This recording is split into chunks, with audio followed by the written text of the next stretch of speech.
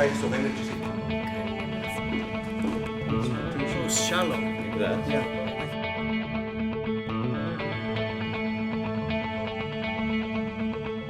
Όταν μιλούμε για υφόρο ανάπτυξη, αναφερόμαστε στην προσεκτική χρήση των πόρων οι οποίοι είναι διαθέσιμοι τώρα σε εμάς, οι οποίοι πρέπει να φροντίζουμε να μην τους παταλήσουμε για να αφήσουμε πόρους για τις επόμενες γενιές. Sürdürülebilir kalkınma aslında kaynakların kendi kendini sürdürülebilmesini sağlayarak elde edilen gelişmeden ibarettir. Kıbrıs 2015 projesi, Kıbrıs'ın sürdürülebilir geleceğine katkı koymak için yaratıcı ve yapıcı diyaloğa başladığı andan itibaren tartışmalarımız ve bundan çıkan çalışmalarımız kaçınılmaz olarak sürdürülebilir gelişmenin en önemli boyutlarını gerek gelişmiş Avrupa ülkeleri ve gerekse küresel çerçevede daha yakından incelemeye odaklanmıştır. Αντιμετωπίσαμε τη βιώσιμη ανάπτυξη ως ζήτημα για το οποίο Ελληνοκύπροι και Τουρκοκύπροι μπορούν να εργαστούν μαζί, ώστε από κοινού να προγραμματίσουν και να προετοιμαστούν για ένα μέλλον ευημερίας. Yani hangi toplum sürdürülebilirliği geçecekse bunun bir strateji olması lazım.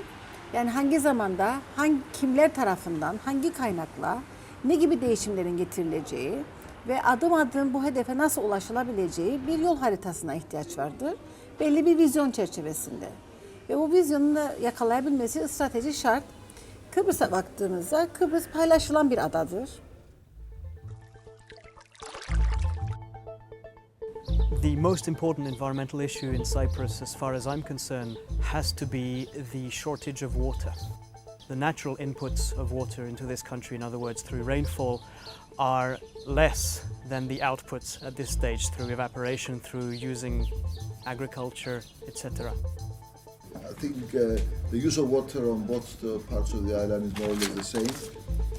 And one thing I would like to stress is that 70% of water is used in agriculture. We cannot afford to produce potatoes and oranges and gologachi. We produce crops that are not really the best for our kind of environment. We have to bear in mind that the people who is at this present moment, who is working with the agriculture, we have to, by introducing them new things, we have to think about how they're going to survive the changing periods. You may need financial incentives to actually cover the risk of transition on the behalf of the farmers.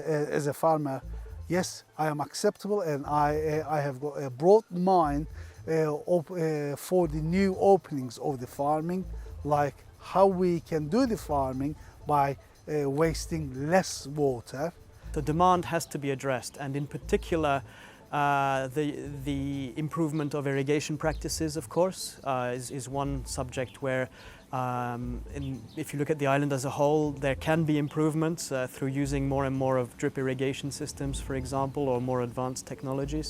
But of course also critically examining the type of crops that people are using on this island. Water should be managed by only one entity. From production to, reuse and recycle, we have 1, 2, 3, 6, 4, 5, 7 stages of, here. And we have too many responsible, institutions, let's say, for managing each stage, like production, conveyance, storage, distribution, consumption, runoff and recycle. We could target on creating something that will be very useful for both sides. That means a panel that will bring together experiences and ideas in certain issues. This is something that we are missing from both sides. No matter what solution our two leaders come up with or not, we cannot have a recommendation for water policy that is not an island-wide policy approach. Εκεί που αφήναμε τα πράγματα ο καθένας στα δικά του, πλέον το περιβάλλον το θέλουμε να το δούμε πάνω σε μέσα σε μια πιο οργανωμένη και πιο κεντρική βάση. Από εκεί και πέρα δημιουργούμε τις θεματικές ομάδες οι οποίες θεματικές ομάδες βλέπουν αναπερίπτωση αν το θέμα είναι για θέματα νερού, αν είναι για θέματα ενέργειας και ούτω καθεξής. Energy and energy production should always be seen not only the context of more potential for production or more capacity, but equally in terms of how can we save energy. And I think this is where the societal aspect of sustainable energy production comes into play, because it needs the active participation of society to really make this happen. The first thing to do, which I believe we have a lot of potential in this country, is using energy efficiently. Wherever we use energy, in transportation, in illumination, lighting, heating, and especially cooling, we should use more efficient technologies. In both sides, for my opinion, we have to find out how we can decrease that consumption. Yes. Then the rest of the energy, how we can produce. Since Cyprus is an island with no fossil fuel, everything is imported.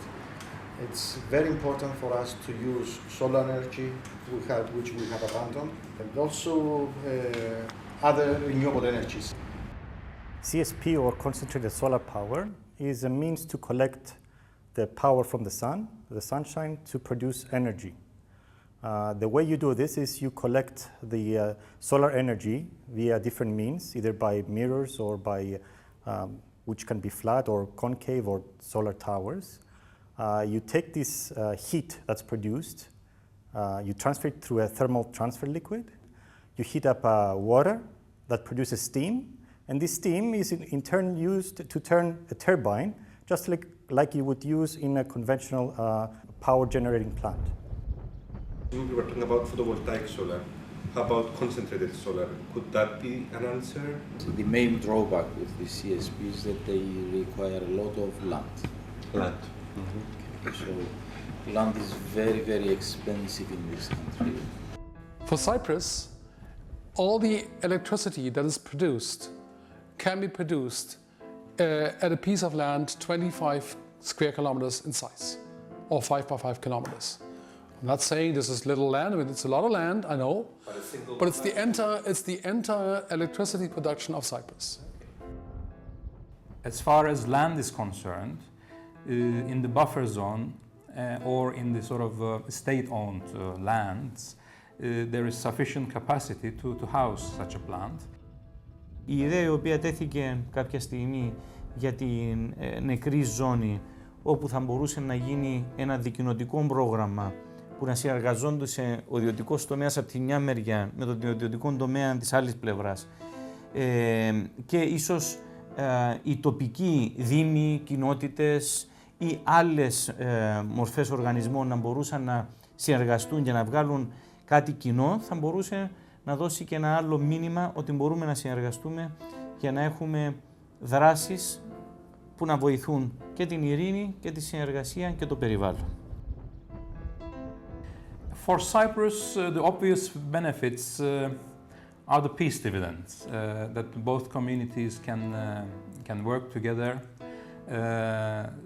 and actually deal with a common problem. Cyprus could play a role as an example for the feasibility, both economically and technically, of employing renewable energy sources